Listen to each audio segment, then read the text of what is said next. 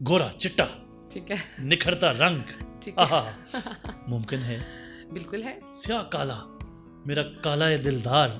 वो कितना का बेचारा दिलदार साहब जो हैं वो काले हों तो वहां से चांद से रोशन चेहरे में कन्वर्ट हो सकते हैं। ये जर्नी बहुत लॉन्ग। अच्छा, वैसे वो क्रीम्स इस्तेमाल करनी चाहिए? No comments. 50 साल का बंदा 40 साल का नजर हाँ, आता है। इजी लग जाता है। बर्गर, पिज्जा, शॉर्मा से भी स्किन पे ग्लो आता है। हाँ, फिर वो नजर आता है। परमानेंट आईलैशेस नहीं होती। नहीं, परमानेंट कुछ भी नहीं है। कभी मैंने कंसर्न नहीं लिया, कभी इसमें इंटरेस्ट नहीं लिया। डिप्लोमेटिक सा जवाब है। ये 2-2.5 लाख का काम है। सर, ये तो डिपेंड करता है आप किस ब्रांड पे गए हैं। आप गलत होप दे रहे हैं। नहीं वो अपने विटामिन्स पूरे। अब मुझे लगता है आप कह सकते हैं ऐसी क्या मौत पड़ी हुई है क्या? सर, आपको स्टैटिक का नहीं पता। You are anchor. Thank you very much Mahreen Khan. बिस्मिल्लाहिर्रहमानिर्रहीम। स्टोरी विद केके में आज मैं आपकी मुलाकात करवाऊंगा हमारी ऐसी मेहमान से। हम सब कहीं ना कहीं कभी ना कभी ज़िंदगी में खूबसूरत लगना चाहते हैं। हम चाहते हैं हम खूबसूरत नज़र आएं। हम चाहते हैं हमारी स्किन ग्लो करे। हम चाहते हैं कि हम कभी बूढ़े ना लगें। तो आज मैं आपकी मुलाकात जिस शख्सियत से करवाने जा रहा हूँ वो इन सब कामों में मदद करती हैं। जी मेरे साथ मौजूद हैं, एंटरप्रेन्योर हैं। आप एक बहुत अच्छा setup, skin care setup aesthetics, MK aesthetics run कर रही हैं लाहौर में। Very talented, very energetic miss Mehreen Khan, कैसी हैं आप? अस्सलाम वालेकुम, कैसे हैं आप? ठीक जी, अल्लाह का शुक्र। Thank you so much. आपने बहुत ज़्यादा मेरी वो रिस्पेक्ट में या मेरी वो डिटेल में बोला। I am really very appreciate और थैंकफुल टू यू। आप बेसिकली लोगों की मदद करते हैं ना, जो लोग खूबसूरत नजर आना चाहते हैं। अच्छा, मुझे ये बताइए, वैसे बाय द वे क्या ऐसे ट्रीटमेंट्स मौजूद हैं कि जिससे बंदा अपनी उम्र से ज़रा कम नज़र आए और हमेशा चेहरा जो है वो चांद सा रोशन चेहरा नज़र आए? अच्छा, ये तो आप पे डिपेंड करता है ना कि आपने अपने चेहरे को कैसा चांद सा बनाना है। कलर कॉम्प्लेक्शन में जाना है, आपकी स्किन सैगीनेस में है तो आपने उसको स्किन कंट्रोल करनी है, या आपका डबल चिन है उसको आपने रिड्यूस करना है। तो ये तो पहले आप मुझे बताएंगे आके कि आपको किस तरह की वो ट्रीटमेंट चाहिए, क्योंकि खूबसूरती तो हर एंगल से आप, ज़रूरी नहीं है कि कॉम्प्लेक्शन फेयर है तो आप खूबसूरत लगेंगे। सम टाइम आप फेयर हैं लेकिन आपका डबल चिन है, आपकी सैगी फेस है, तो खूबसूरती को आप ये कर सकते हैं कि अपने मुताबिक आपने कैसे ढालना है। वैसे आपस की बात है, चांद सा रोशन चेहरा, गोरा चिट्टा, ठीक है, निखरता रंग, ठीक है। आहा मुमकिन है? बिल्कुल है, क्यों नहीं है। अच्छा। देखिए, उसके साथ ज़रूरी नहीं कि स्टैटिक में सब कुछ करना है। आपने अपनी ट्रीटमेंट, मतलब आफ्टर ट्रीटमेंट जो केयर करनी है वो भी ज़रूरी है। लाइक लोग फेस वॉश नहीं यूज़ करते हैं, मोस्टली सन ब्लॉक नहीं यूज़ करते हैं, और ये समझते हैं कि अब हम स्टैटिक में आए हैं तो इनके पास जादू की छड़ी के फ़ौरन से ट्रांसफॉर्म कर देंगे। और इसमें सेशंस होते हैं। सपोज़ आपने कोई भी ट्रीटमेंट लिया है तो उसके सेशंस लेंगे। ठीक है। सपोज़ अब आपके फेस है, उस पर एक्नी है, स्कार है, पिगमेंटेशन है, तो उसमें ये नहीं है कि एक ही ट्रीटमेंट से हो जाएगा। और सम टाइम कुछ आपको ऑरल मेडिसिन होती हैं जो आपको डॉक्टर प्रिस्क्राइब करता है। अच्छा, एक बात वैसे बताइए, ये तो मैं भी आपसे पूछता हूँ कि इसकी आफ्टर केयर क्या है? कितना काला, स्या काला, मेरा काला है दिलदार। वो कितना का बेचारा दिलदार साहब जो हैं वो काले हों तो वहां से चांद से रोशन चेहरे में कन्वर्ट हो सकते हैं। ये जर्नी बहुत लॉन्ग है, जितनी आपने काला बता दिया उसको बहुत टाइम लगेगा, और उसको हर तरह से अपनी केयर करनी पड़ेगी। उसको वाइटनिंग इंजेक्शंस लगवाने पड़ेंगे, उसको अपनी ट्रीटमेंट्स लेनी पड़ेंगी, उसको नाइट क्रीम, वो क्रीम नहीं है जो केमिकल्स की होती हैं, वो फॉर्मूला फलानी ब्यूटी क्रीम, तो फलानी जिस तरह मिलाजमा की है तो आपको पिगमेंटेशन के लिए मिलाजमा की। वैसे वो क्रीम्स इस्तेमाल करनी चाहिए? No comments. ओके, क्यों? रीज़न देखिए, किसी का बिजनेस है और मैं कभी भी किसी नहीं देखें, आप देखिए उसमें स्टीरॉइड्स होते हैं, वो फार्मूला क्रीम है जो कि फॉर द टाइम बिंग आपको अच्छा इंस्टेंट रिजल्ट देती है, लेकिन उसके बाद आफ्टर इफेक्ट्स बहुत ख़राब है। मेजोरिटी मेरे पास जो हमारे पास आते हैं क्लाइंट्स, उनके यही होता है कि हमने क्रीम्स लगाई थी पहले तो बहुत अच्छा ग्लो, क्योंकि जब उनकी मरकरी की वजह से उनकी स्किन बहुत थिन हो रही होती है तो उनको लग रहा होता है ग्लो आ रहा है। एक्चुअली उनकी स्किन जो है वो थिन हो रही होती है और वो ग्लो नहीं होता, वो रेडिश हो रही होती है। शुरू में आपको ग्लो लगता है, लेकिन आफ्टर फ्यू टाइम आपको ये फील होता है कि वो तो मेरी स्किन जो बहुत ज़्यादा थिन होगी, और वो फिर वो पिगमेंटेशन की तरफ, मिलाजमा की तरफ कन्वर्ट हो जाती है। एंटी एजिंग जी पॉसिबल है? जी बिल्कुल पॉसिबल है। हाइपोज है इसके लिए। कितना डिफरेंस लगता है? फ़र्ज़ करें एक बंदा जिसकी एज है 50 साल, अगर वो ये प्रोसेस करवाए, आपसे ट्रीटमेंट करवाए, तो 50 साल का बंदा ट्रीटमेंट भी करवाए और आपके बताए हुई केयर्स को भी मद्देनज़र रखे और उसकी ट्रीटमेंट के बाद भी अपने प्रोसीजर्स करवाता रहे जो आप उसे गाइड करें, वैसे वैसे करवाता रहे, तो 50 साल का बंदा अपनी उम्र से कितना कम नज़र आता है या आ सकता है? देखिए 50 साल का जो शख्स है उसके बाल भी गिर रहे होंगे, उसकी स्किन भी सैगी हो रही होगी, उसके कोलेजन भी उसमें कम होगा, उसमें विटामिन, उसमें डेफिशिएंसीज होगी, काफ़ी चीज़ों के। तो जस्ट ये नहीं है कि आपको एक ट्रीटमेंट ही जवान कर देगा। जिस तरह हाइफो है वो स्किन टाइटनिंग के लिए है, आपके विटामिन्स में मतलब आपके विटामिन्स की कमी है, आपके बॉडी में कोलेजन की कमी है, बायोटिन की कमी। तो ये कमी ये नहीं कि जस्ट बालों का और ट्रीटमेंट है, स्किन का और ट्रीटमेंट है, मतलब डिफरेंट लेज़र ट्रीटमेंट हैं, डिफरेंट PRPs हैं, डिफरेंट हाइफोज हैं। लाइक अब फेस की हाइफो आपको काफ़ी आपका जो है वो सैगीनेस कंट्रोल करती है। ये नहीं है कि आपको 100% सैगीनेस कंट्रोल करे। और इसके अलावा आपको अगर अपनी स्किन को, अपने वेट को देखें, जो हेल्दी बंदा होता है वो जल्दी बूढ़ा लगने लग जाता है। रीज़न उसकी स्किन जो है वो ढलकना शुरू हो जाती है, सैगी होने लग जाती है। तो अगर वो जिम भी ले रहा है, ये वो एस्थेटिक से हट के, लेकिन अगर वो जिम भी ले रहा है, वो अपनी फूड सप्लीमेंट्स ले रहा है, वो डिफरेंट सोर्स से वो चीज़ें बॉडी को प्रोवाइड कर रहा है, तो उसमें वो हेल्पफुल होंगी। ना कि एस्थेटिक में कोई ऐसा नहीं है, या तो सर्जरीज में आप जाते हैं, ऑब्वियसली वो भी सर्जरीज के भी कुछ साइड इफ़ेक्ट होते हैं। तो एस्थेटिक के जितने भी प्रोसीजर हैं वो कुछ सम इंस्टेंट तक आपको एक यूथ प्रोवाइड, मतलब एक यंग ग्लो देते हैं। यही कोई आप देखिए डिपेंड करता है, अगेन 5 साल 10 साल इतना इंसान हो जाता है। 50 साल का बंदा 40 साल का नजर हाँ आता है। ईजी लग जाता है। अच्छा। अगर वो अच्छा प्रॉपर ट्रीटमेंट ले रहा है, अपने फेशियल्स प्रॉपर ले रहा है, अपनी केयर भी करता है, मतलब वो फेस वॉश यूज़ करता है, सनस्क्रीन यूज़ करता है, अपनी स्किन की खुद भी केयर करता है। ये नहीं है कि अगर आपने वाइटनिंग ड्रिप लगाई और आपने कहा बस इसने ही मुझे वाइट करना, उसके लिए आपको अपनी फूड सप्लीमेंट्स, अपनी चीज़ें, अपने मामला वो देखने पड़ते हैं ना। आपको अपने विटामिन्स पूरे करने पड़ते हैं, आपको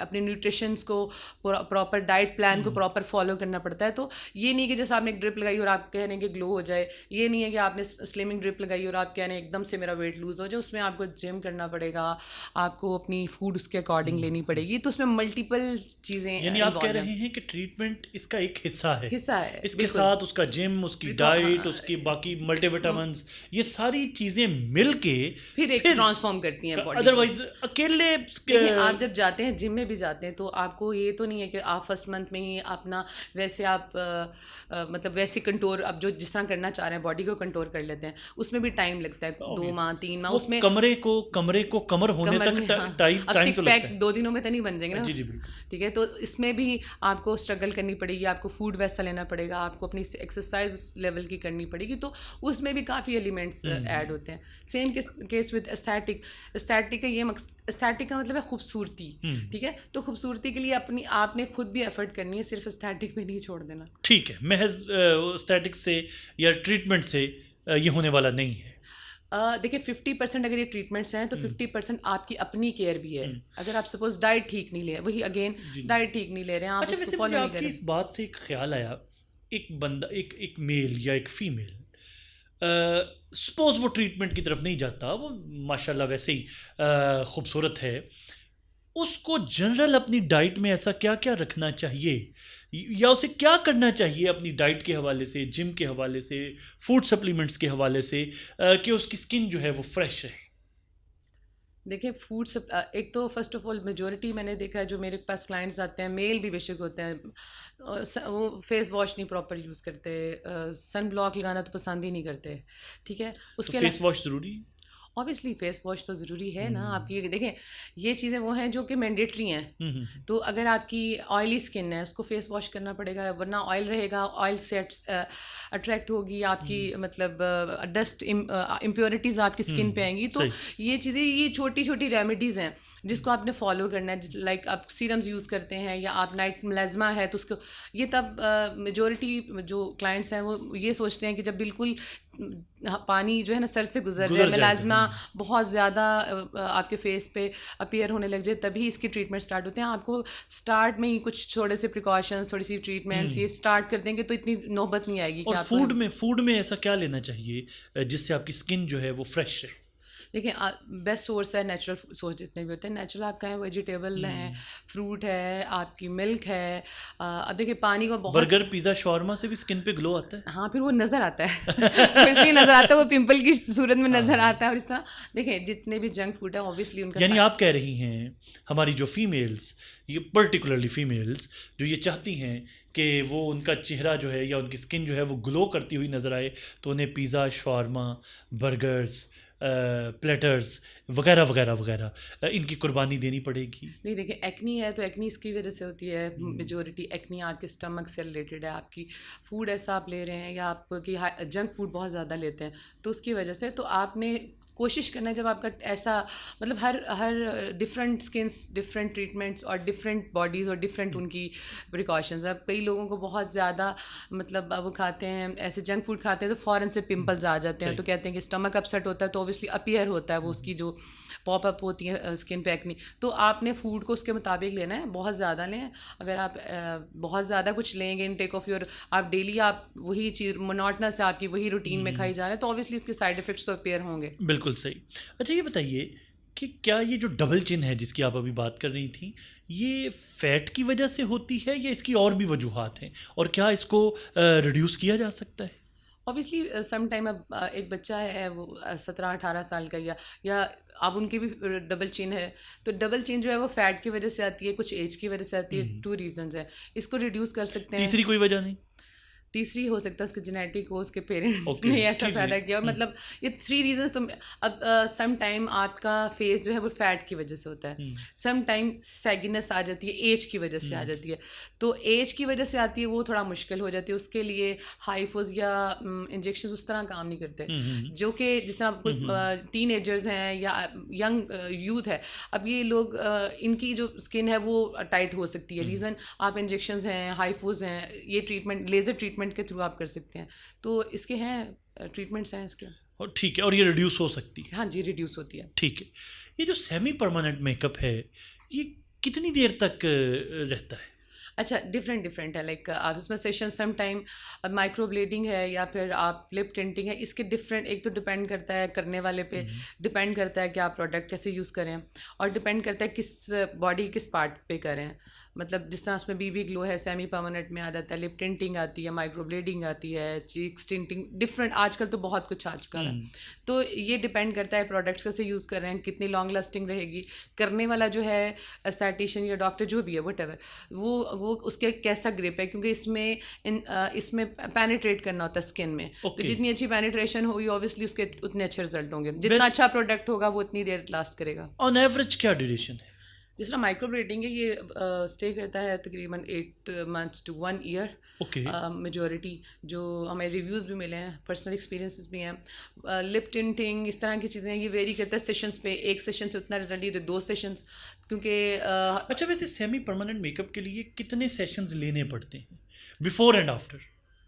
सेमी परमानेंट के लिए अगर आप लिप की करवा रहे हैं या चीक्स, अब देखें जिस तरह बीबी ग्लो है ये लास्ट करता है 2-3 months। सब वेरी करता है आपकी प्रोडक्ट, अच्छे वाले प्रोडक्ट्स अच्छा टाइम। सपोज अच्छी प्रोडक्ट इस्तेमाल की है तो फिर लास्टिंग टाइम इसका क्या है? लास्टिंग टाइम यही आ जाता है 3 to 4 months आ जाता है सम टाइम। अब एक सेशन लेते हैं और उसमें भी ये है ना कि क्वालिटी और क्वांटिटी कितनी पेनिट्रेट कर रहे हैं। अब सम टाइम आप थोड़ी क्वांटिटी जिस तरह बीबी ग्लो है उसमें थोड़ी क्वांटिटी पेनिट्रेट कर रहे हैं तो ओबियसली रिजल्ट भी उस तरह आएंगे। ज़्यादा क्वांटिटी कर रहे हैं या डीप कर रहे हैं और उसके 1 से 2 सेशन ले रहे हैं तो लॉन्ग लास्टिंग 3 to 4 months भी हो सकता है। और वैसे आपके पास जो क्लाइंट्स आते हैं वो किन हिस्सों का सेमी फेस के ज़्यादा फीमेल देखें, जिस तरह माइक्रो ब्लेडिंग बहुत ज़्यादा फीमेल्स ऐसी हैं जिनकी आईब्रोज ख़त्म हो जाती हैं, माइक्रो ब्लेडिंग ज़्यादा करवाते हैं। जिस तरह आई लैशेज़ हैं ये स्टे करती हैं 1 month, आई लैशेज़ के लिए होता है। और यानी परमानेंट आई लैशेज़ नहीं होती? नहीं, परमानेंट कुछ भी नहीं है। ओके। कोई भी ट्रीटमेंट परमानेंट नहीं है। और जो आपको कह रहा है वो आपसे गलत कह रहा है? नहीं, परमानेंट तो है नहीं, देखिए इसके सेशंस हैं। और ये सपोज अब बोटॉक्स है, फिलर्स है, मतलब कोई भी ऐसा देख लें, थ्रेड्स है, जो भी व्हाटएवर जो भी आप देख रहे हैं वो इतने लॉन्ग लास्टिंग नहीं है कि आपको अगर आपने एक दफ़ा करवाया तो सारी उम्र नहीं करवाने। ये आपको कुछ टाइम टेन्योर होता है, डिपेंड करता है कि आप कौन सी प्रोडक्ट यूज़ कर रहे हैं और क्या। तो चेहरे के ज़्यादातर सेमी परमानेंट मेकअप नहीं, सेमी परमानेंट जो मैंने अभी बात की वो फेस लिफ्टिंग से रिलेटेड है, वो आपकी फर्दर वो नॉन इन्वेसिव, वो इन्वेसिव में आ जाते हैं।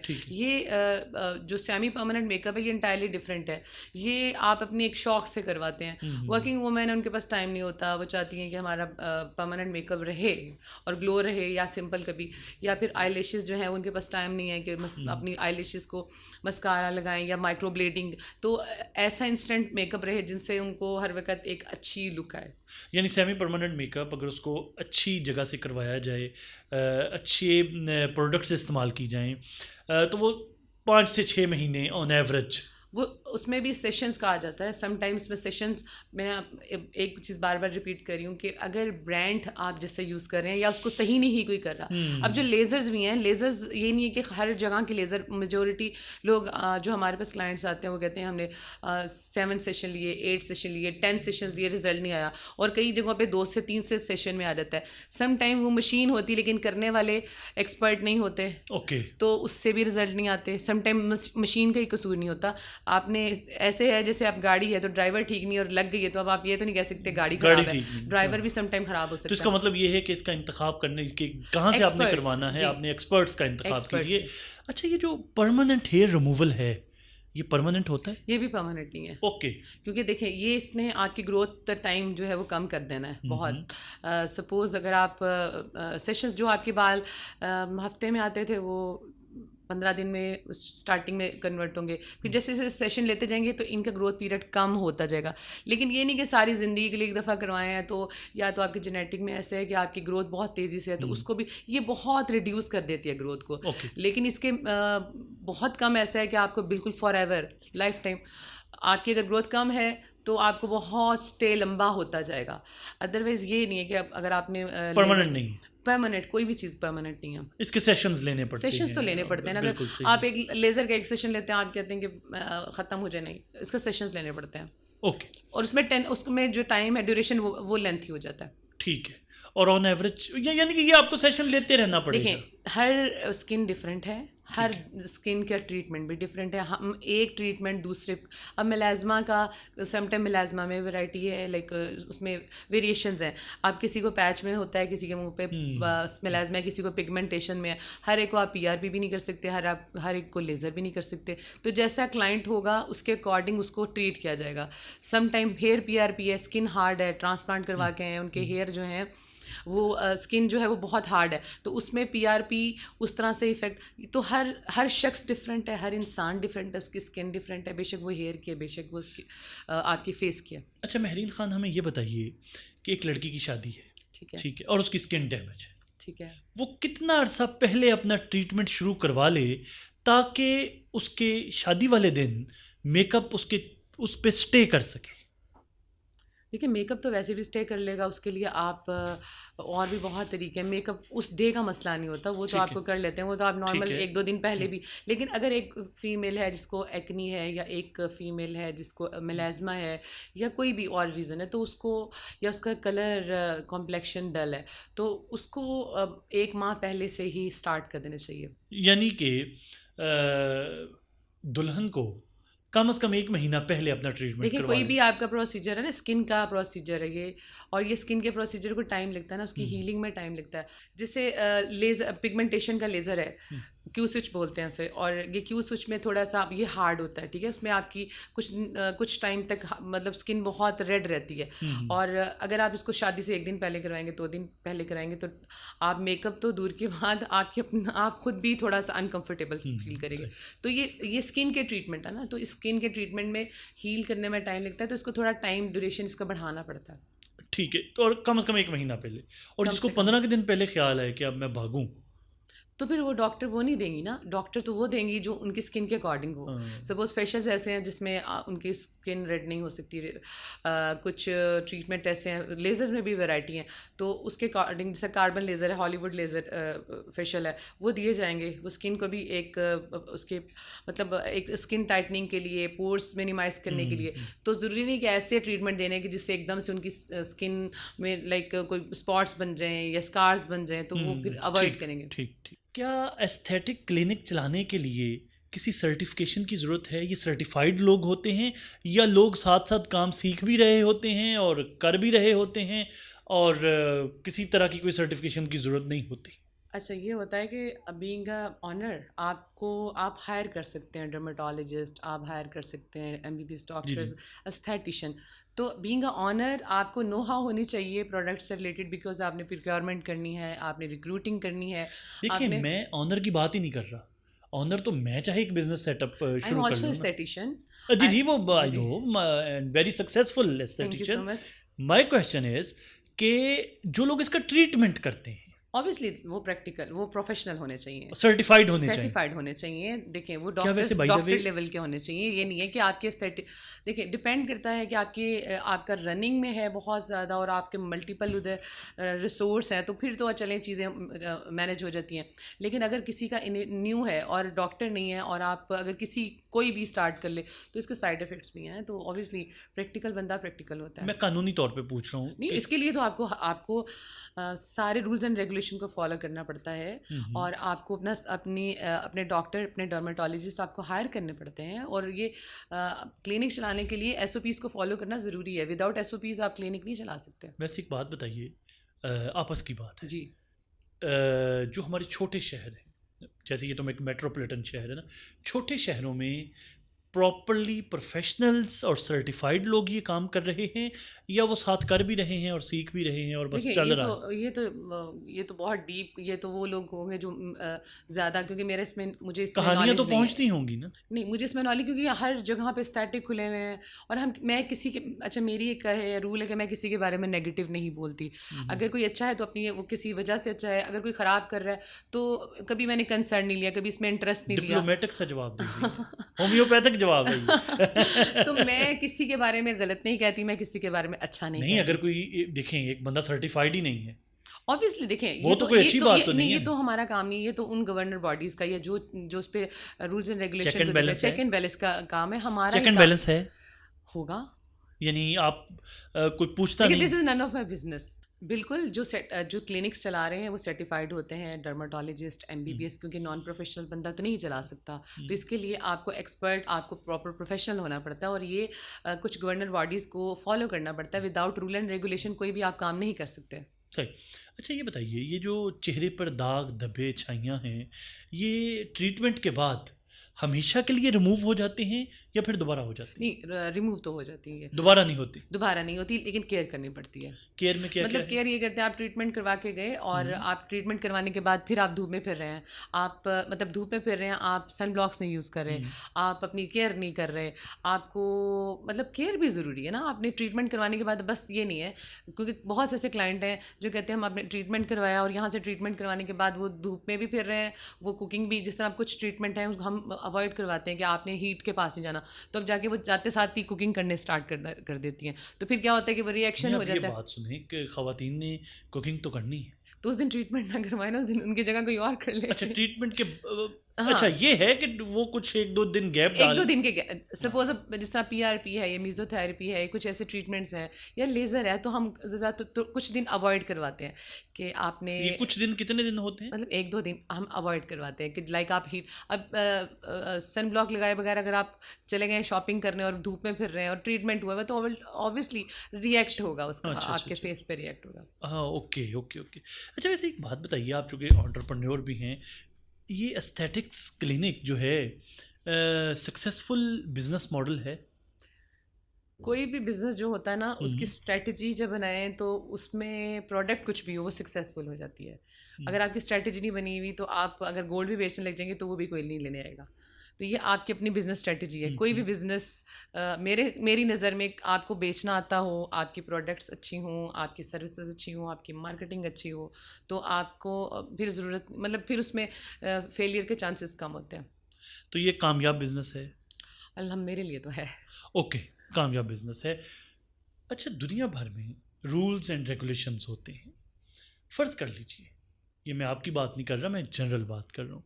किसी खातून ने ट्रीटमेंट करवाया, प्रोडक्ट एक्सपायरी होने की वजह से या प्रोडक्ट नाकस होने की वजह से, या जिसने ट्रीटमेंट किया उसकी किसी नेग्लिजेंस की वजह से वो काउंटर प्रोडक्टिव हो गया, वो प्रोडक्ट रिएक्ट करके तो क्या कोई ऐसे कवानीन मौजूद हैं कि कहीं कोई ऐसा दरवाज़ा है कि जिसको खटखटा के वो जो रिएक्ट हुआ या वो जो नाकस मटेरियल इस्तेमाल किया गया या जिसने ट्रीटमेंट किया उसकी नेग्लिजेंसी की वजह से किसी की स्किन डैमेज हो गई, तो उसका अजाला करने के लिए कोई फोरम्स मौजूद हैं? देखिए, सबसे पहले ये डिपेंड करता है कि आपके क्लिनिक में कौन से ट्रीटमेंट हो रहे हैं। अब जी जी। हम इन्वेसिव ट्रीटमेंट नहीं करते, लाइक हम सर्जरीज में नहीं जाते। हमारे बहुत नॉन इन्वेसिव ट्रीटमेंट्स हैं जिनका नुकसान नहीं है। तो ये आप पहले तो बीइंग ऑनर, या अगर मैं अपनी बात करूँ तो आप देखें कि आपने कौन सी फील्ड में जा रहे हैं। अगर आपके पास और आप स्टेप बाय स्टेप उसमें अपने वो इन्हेंस करते जाएं, उसमें ऐड करते जाएं। तो हम जो कर रहे हैं वो नॉन इन्वेसिव कर रहे हैं। नॉन इन्वेसिव के साइड इफ़ेक्ट्स नहीं होते उस तरह से जैसे कि आप जिस तरह से कंसीडर किए जाते हैं। इन्वेसिव के होते हैं, हम बोटॉक्स नहीं कर रहे, फिलर नहीं कर रहे, हम थ्रेड्स नहीं कर रहे, हम सर्जरीज में नहीं जा रहे, फॉर द टाइमिंग मैं इन चीज़ों में नहीं जा रही। नहीं, मैं जनरल बात कर रहा हूँ। अब आप तो चूँकि एहतियात से करते हैं और आपके यहाँ तो प्रोफेशनल्स आपने मौजूद हैं जो ये सारा कुछ करते हैं, वो आपके सेटअप का तो हमें अंदाज़ा है। मैं बात कर रहा हूँ जनरली, मतलब एक बंदा मुल्तान में है, फैसलाबाद है, अगर उनके या किसी दूसरे शहर में है। ऑब्वियसली जब आप उनके फेस पे कोई रिएक्ट होगा, गलत फिलर हो गया या कुछ, तो ऑब्वियसली वो उसकी कंप्लेन करवाएंगे तो वो चीज़ें फिर वो प्रोसीड होंगी। ऑब्वियसली आपने अगर कंप्लेन किया तो आप जाएंगे और कंप्लेन, फिर उनका चेक एंड बैलेंस देखा जाएगा। अगर कोई जिन्होंने जो रजिस्टर्ड नहीं है क्लिनिक, जो ऐसे खुले हुए हैं और उन्होंने ऐसे कुछ कर लिया और वो चीज़ें उनकी डोमेन में नहीं आती, उन्होंने कर लिया, लाइक आपको पता है बोटॉक्स जो है वो अगर आप बोटॉक्स करते हैं तो उसके साइड इफ़ेक्ट है आपकी वो मसल्स जो हैं वो फॉर द टाइम, अगर गलत आपने इंजेक्ट कर लिया तो उसके साइड इफ़ेक्ट ये कि आपकी आइज़ 5 to 6 मंथ के लिए बिल्कुल बंद हो सकती है। अच्छा। आपकी इमोशनलेस आप हो सकते हैं। आपने गलत जॉ पे या गलत आपने स्माइल लेंस पे बोटॉक्स नहीं होता, तो आपको नो हाउ होनी चाहिए। इसलिए हम बोटॉक्स या तो हमारे डर्मेटोलॉजिस्ट करते हैं या हम ये है कि नॉन प्रोफेशनल लोग नहीं करते क्योंकि उसके साइड इफ़ेक्ट्स ज़्यादा हैं। फिलर्स आपने गलत कर लिया, आई फिलर कर लिया या कहीं आपने ऐसा फिलर किया और वो रिएक्ट कर गया, तो अगर आप रजिस्टर्ड भी नहीं है और अगर आपके पास टेक्निकल पर्सन भी नहीं है तो वहाँ प्रॉब्लम क्रिएट होगी। तो हम ऐसे वो काम, मैं प्रेफर ये करती हूँ कि हम वो काम करें जो हमारी डोमेन में आता है, जिसको हम ईजी टैकल कर सकते हैं। लेकिन अगर किसी का केस वहाँ, मैं क्लाइंट हूँ, मेरा केस, मैंने गुजरांवाला शहर में मैं हूँ, मैंने वहाँ कहीं मुकामी एस्थेटिक क्लिनिक से अपना ट्रीटमेंट करवाया। अब वो लोग प्रोफेशनल थे नहीं थे, मैंने ख्याल ही नहीं किया, जो कि हमारे यहाँ अमूमन नहीं किया जाता। मैंने वहाँ ट्रीटमेंट करवाया और मुझे रिएक्ट कर गया, मैं किधर जाऊँ? कोई ऐसा फोरम मौजूद है जो मेरा अजाला करे?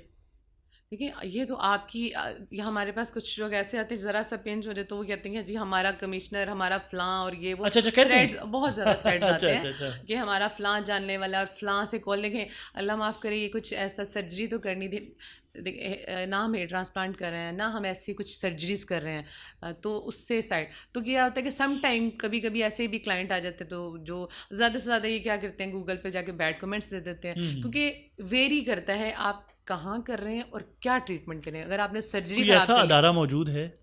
सर होगा। जैसा आपके इल्म में है कि इकोनॉमिक कंडीशन पाकिस्तान की कोई बेहतर नहीं है, बेरोज़गारी है, महंगाई है, तो क्या ये जितने स्किन के ट्रीटमेंट्स हैं जी आम आदमी के लिए, मिडिल क्लास के लिए या लोअर मिडिल क्लास के लिए अफोर्डेबल हैं? जी बिल्कुल है। मेरे जो है मेरे अपने स्टैटिक के, अच्छा मैं ये सोचती हूँ कि बजाय आप इन्फ्लुएंसर्स को बुलाएं, यूट्यूबर्स को बुलाएं या आप सेलिब्रिटीज़ को बुलाएं, उनको पे करने के बाद फिर आप स्पॉन्सर ऐड लगाएं, तो आप अपने रियल कंटेंट को ही स्पॉन्सर करें, आप रियल कंटेंट की ही मार्केटिंग करें तो ज़्यादा बेहतर है। तो हम बजाय उन लोगों को पैसे देने के, हम अपने क्लाइंट्स को कम अच्छे पैकेज दे देते हैं, जिसकी वजह से क्लाइंट खुश होता है, रिजल्ट आता है, तो हम उनके रिव्यूज़ कैप्चर कर लेते हैं और उसको हम स्पॉन्सर कर देते हैं, उनको बूस्ट कर लेते हैं, कैंपेन्स लगा देते हैं। तो मेरी ये बिजनेस स्ट्रैटेजी है। मेरी कभी भी प्रेफरेंस यूट्यूबर, इन्फ्लुएंसर्स, सेलिब्रिटीज़ को ला के और उन पेड में मैं कभी नहीं गई। मेरी एक भी जो प्रमोशन है पेड नहीं है। सही। मसलन अगर किसी ने अपना रंग गोरा करवाना हो तो क्या चार्ज करती हैं आप?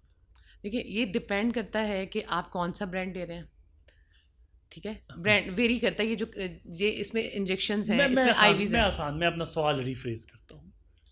बेहतरीन ब्रांड इस्तेमाल कर रहा हूँ मैं आपसे कहता हूँ कि बेहतरीन ब्रांड इस्तेमाल कीजिए। सारा कुछ जो कुछ भी इस पूरे प्रोसेस में आएगा उसको अच्छी क्वालिटी का भी इस्तेमाल कीजिए, फिर आप रंग गोरा कितने क्या चार्ज करते हैं? अच्छा देखिए, ये आईवीज़ होती हैं, इंजेक्शंस होते हैं, ये 5000 से ऑनवर्ड ऑनवर्ड्स कहाँ पे? 15-20 वेरी करता है। देखिए अगर एक अपर लिमिट क्या है? इसकी कोई लिमिट नहीं है। उसकी वजह लिमिट इसलिए नहीं है कि अगर जितना बड़ा स्टैटिक होगा, जितना ब्रांड, वही चीज़ को वो ज़्यादा चार्ज करेंगे। हो सकता है कि मैं एक चीज़ को 5,000 चार्ज करी हूँ, लेकिन दूसरे ब्रांड में जाएंगे जिनकी बहुत ब्रांडिंग है, जिनका नाम है, वो यही चीज़ 15, 20, 25 में कर रहे तो वो होंगे। डेफिनेटली प्रोडक्ट्स अच्छी इस्तेमाल कर रहे नहीं, होंगे। प्रोडक्ट वही होती हैं, प्रोडक्ट एक ही हैं और सब एक ही ले रहे हैं, लेकिन वो अपनी उसके ब्रांड के अकॉर्डिंग, वो अपनी लोकेशन के अकॉर्डिंग, या वो अपनी उस तरह की मार्केटिंग के अकॉर्डिंग वो ज़्यादा चार्ज कर लेते हैं। ब्रांड सब एक जैसे यूज़ करें क्योंकि इसके बहुत स्पेसिफिक से वेंडर्स हैं और वो वेंडर सारे रोटेट कर रहे हैं। तो वही वेंडर हमारे पास भी आते हैं, वही वेंडर उनके पास भी जाते हैं, वहाँ जाते हैं तो वही चीज़ को वो बहुत एक्सपेंसिव बेच रहे होते हैं। आपके पास आ गए जी, आपके पास आ गए जी, रंग गोरा करना है ठीक है, और पूरा आपको फॉलो भी करना है, जो जो आप ट्रीटमेंट्स बताएंगे, बिल्कुल, जितने सेशन बताएंगे वो भी करने, ठीक है। ठीक है। और तूत स्याह से उसको ज़रा उसको बहुत टाइम लगेगा दूध से उसको तो बहुत टाइम लगेगा। उसकी इस वजह से है कि देखें आपकी ये सेशंस होंगे, टाइम भी लगेगा, आपकी आईवीज भी बढ़ेंगी उतनी। सांवला, चले सांवला कर लेते हैं आसानी के लिए। सांवले से अच्छा, ये कॉम्प्लेक्शन ऐसे नहीं है कि अगर आप मतलब इतना फेयर हो जाएगा कि आप बिल्कुल ज़मीन आसमान का, ऐसा नहीं होता।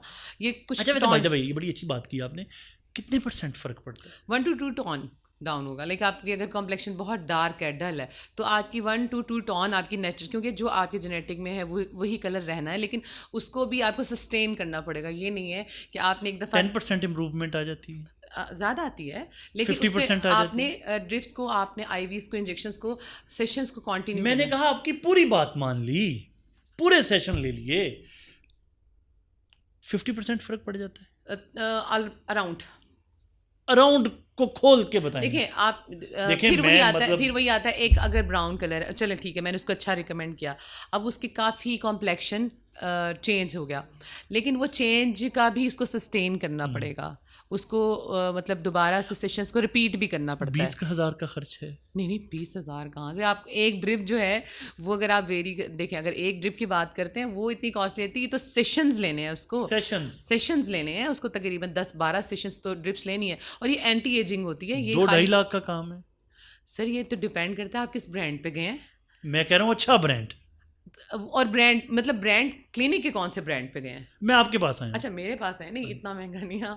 हम देखें, हम ना अपने बड़ी आवाम को बड़ा ख्याल रखते हैं, हम इतने ज़्यादा चार्ज नहीं करते हैं। मुझे पता है क्योंकि मैं खुद भी बहुत ज़्यादा एस्थेटिक के प्रोसीजर्स लेती रही और इन चीज़ों में रही हूँ, तो मुझे पता है कि बहुत ज़्यादा चार्ज करते हैं। हम उसके अकॉर्डिंग करते हैं, वेरी करता है उस पर्सन को कितने सेशंस लग रहे हैं, कितनी उसको आईवीज लग रही हैं, और 10 लगनी है, 12 लगनी है, नहीं पता चलता, क्योंकि आपके स्किन पर डिपेंड करता है। 12 लगनी, 12 लगनी, तो इसके अंदर, हाँ, ये तो लाख तो बहुत ज़्यादा है, लाख के अंदर अंदर हो जाता है। 50,000 हाँ, इसमें हम लोग मैनेज, मतलब 50,000 रुपए में, 50,000 में आपकी चीज़ देखें, आपकी हो सकता है आपको 5, 7, 8 ड्रिप के बाद बहुत अच्छा कॉम्प्लेक्शन आपका। मैं कह रहा हूँ 12 हो गया, वो पूरे मुझे ज़्यादा लेने पड़ गए, मुझे सारा कुछ हो गया, प्रोडक्ट भी मैंने अच्छी इस्तेमाल कर ली, मैं MK एस्थेटिक्स पे आ गया, तो मुझे मेरा काम 50,000 का बजट मुझे स्पेयर करना हो जाता है, हो जाता है 50,000, बिल्कुल हो जाता है। और ये तो फिर मेरी लक है ना कि मेरा 20,000 में ही हो जाए, 30,000 तक हो जाए, या वो नहीं होने देते आप?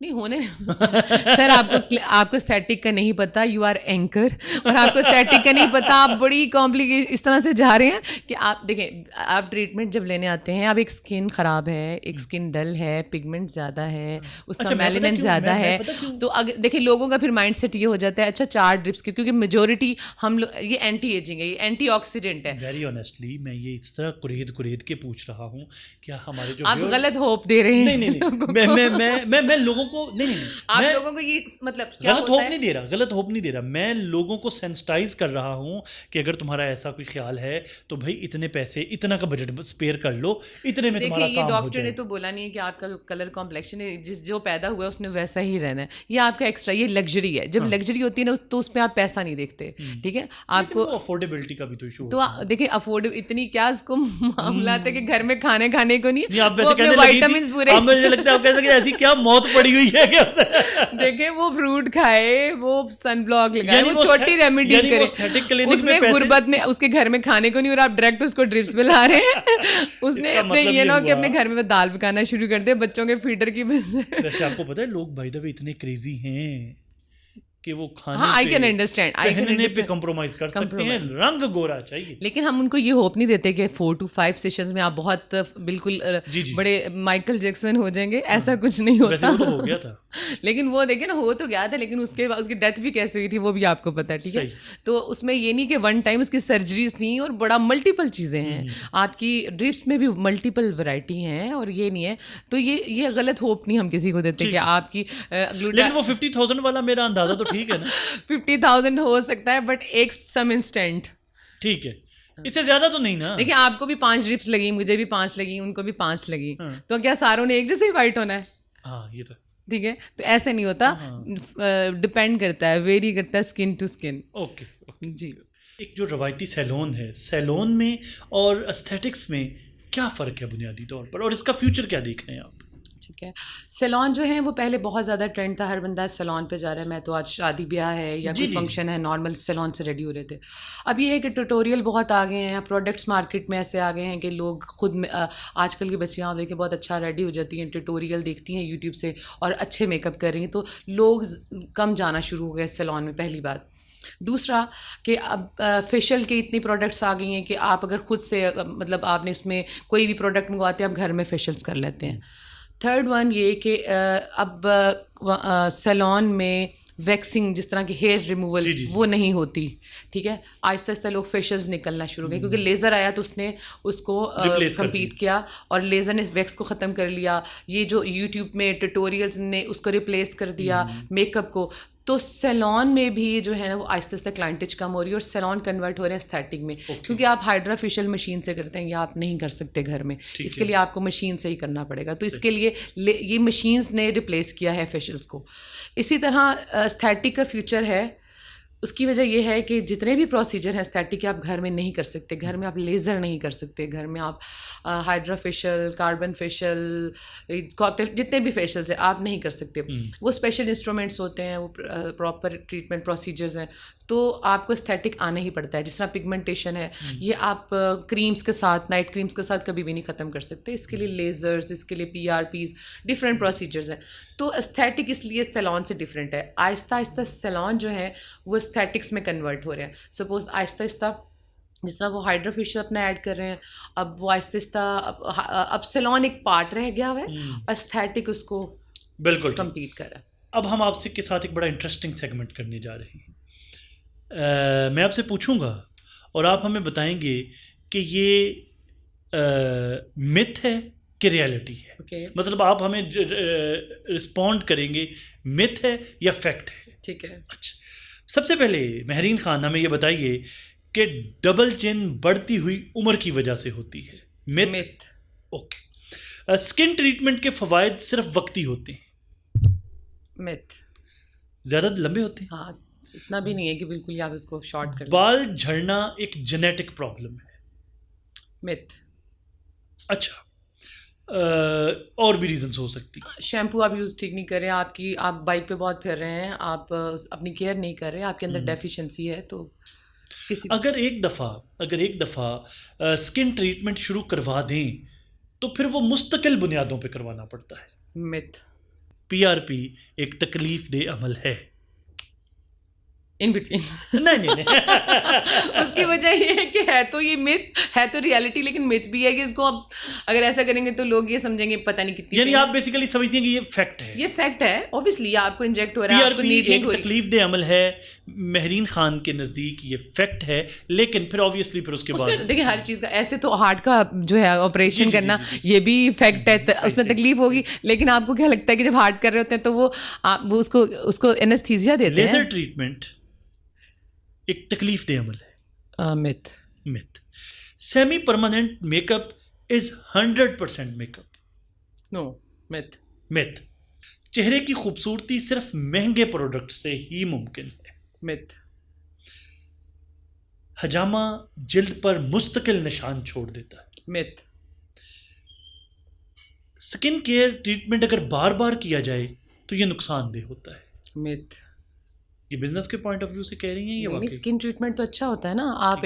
आप क्रीम्स लगा रहे हैं, नहीं, जब तक आप प्रॉपर रूट्स को नहीं पकड़ेंगे तो कैसे आप ट्रीटमेंट तो कभी भी बुरा नहीं होता ना। सही। तो कैसे कैसे हो सकता है कि ट्रीटमेंट जो है वो ख़राब होता है। लेकिन अगर बार बार रिपीटेडली किया जाए, रिपीटेडली क्या करवा रहे हैं? अगर आप PRPs करवा रहे हैं तो this is good for health. आपका अपना ही ब्लड है, उसी में से हमने आपके वाइट सेल्स लिए हैं, प्लाज्मा लिए, तो क्या गलत है उसमें? अच्छा ये बताइए, अभी आपने इस बात की, बड़ी डिटेल से हमने बात की सैलून और फिर उसके बाद डिफरेंस एस्थेटिक्स के साथ, जो बच्चे इसको स्टार्टअप के तौर पे लेना चाह रहे हैं, तो क्या उनके लिए इसमें कोई फ्यूचर है देखिए बिजनेस स्टार्टअप के तौर पे? देखें, ब्यूटी का जो है वो तो कभी भी बिजनेस कभी भी लॉस में गया ही नहीं है। अगर एवरग्रीन। आपका, हाँ, एवरग्रीन है। आप कोविड में भी देख लें किस क्या मतलब है, कोविड में बल्कि ज़्यादा बिजनेस हुआ था। अच्छा, जो ये एस्थेटिक के जितने भी ये स्किल है, दिस इज स्किल। ये आप जब सीखते हैं, लाइक जिस तरह टेक्नीशियन है, मशीन ऑपरेट करना, ये डॉक्टर भी कर रहे हैं और ये टेक्नीशियंस भी कर रहे हैं, ये एस्थेटिशियंस भी कर रहे हैं। तो ये स्किल है, इसको आप डिग्री में कर लें तो ऑब्वियसली बहुत अच्छी चीज़ है, लेकिन आगे इन फ्यूचर जाके यही चीज़ें आनी है, क्योंकि हर चीज़ मशीन ने टेक ओवर कर लेनी है, रिप्लेस कर लेनी है। और आगे तो अब AI है। हाँ, और AI है, फिर आपको आहिस्ते आहिस्ते इसको एडवांस में लोग अब वो मैनुअल चीज़ों से हटते जा रहे हैं। तो ये एक अच्छा है, अगर आप अभी से इसको स्टार्ट करते हैं तो इन फ्यूचर आप इसमें एक्सपर्ट हो जाएंगे। और इसमें कोई बच्चा इसको स्टार्टअप के तौर पे लेना चाहे तो ये एक अच्छा बिजनेस के अलावा आपकी देखें, अभी जो भी सपोज अगर ये आप स्किल ऐड करते हैं, आप पार्ट टाइम में एज एस्थेटिशियन जॉब करते हैं, टेक्नीशियन जॉब करते हैं, आप with the passage of time इसमें अपनी स्टडीज़ को और ज़्यादा डिग्रीज में चले जाते हैं, तो ऑब्वियसली ये आपके इन फ्यूचर आप बिजनेस अगर ब्यूटी का करते हैं तो इसमें और भी ब्रांचेज हैं। लाइक अगर आप इसमें सर्जरीज में भी, सपोज अगर आप कहीं भी अगर कुछ एस्थेटिक में भी वैराइटीज़ हैं, लाइक कहीं सर्जरी हो रही हैं, कहीं हेयर ट्रांसप्लांट्स हो रहे हैं, कहीं जस्ट नॉन इन्वेसिव हो रहा है, कहीं नॉन इन्वेसिव भी साथ, मतलब मिक्स वैरायटी है। आपका ये नहीं कि कई लोगों ने तो एक रूम के सिर्फ हाइड्रा फेशियल रख के वो एस्थेटिक खोल के बैठे हुए हैं। तो एस्थेटिक में ये नहीं कि आपकी फुल फ्लैज, तो ये वेरी करता है कि आप किस एस्थेटिक में गए हैं, क्या सीख रहे हैं, आपने किस चीज़ का इंतखाब किया है। अगर आपको जो प्रॉपर एस्थेटिक है उसमें लेजर्स मशीन इंक्लूड हैं, उसमें आपका प्रॉपर इक्विपमेंट्स मौजूद हैं, तो वो एक कंसीडर होता है एस्थेटिक। इस तरह सर्जरीज में, इस तरह हेयर ट्रांसप्लांट भी इसी में, लेकिन उनकी एक अपनी एक लैदर डोमेन है। तो इसमें भी डोमेन्स आगे जाके इसकी ब्रांचेज होंगी। तो अगर आपने अपना बेसिक नॉलेज ही नहीं है तो आप आगे जाके कैसे डिसाइड करेंगे कि आपने किस डायरेक्शन में जाना है। Thank you very much Mahreen Khan, आपका बहुत शुक्रिया। आज हमने महरीन खान से बड़ी डिटेल में पूछा, वो लोग जो अपने ट्रीटमेंट्स करवाना चाहते हैं, स्किन ट्रीटमेंट करवाना चाहते हैं, उनको डेफिनेटली बहुत सारी नई चीज़ें मिली होंगी, बड़ी अहम मालूमात मिली होंगी। इसी के साथ मुझे दीजिए इजाज़त, अल्लाह ने के बाद।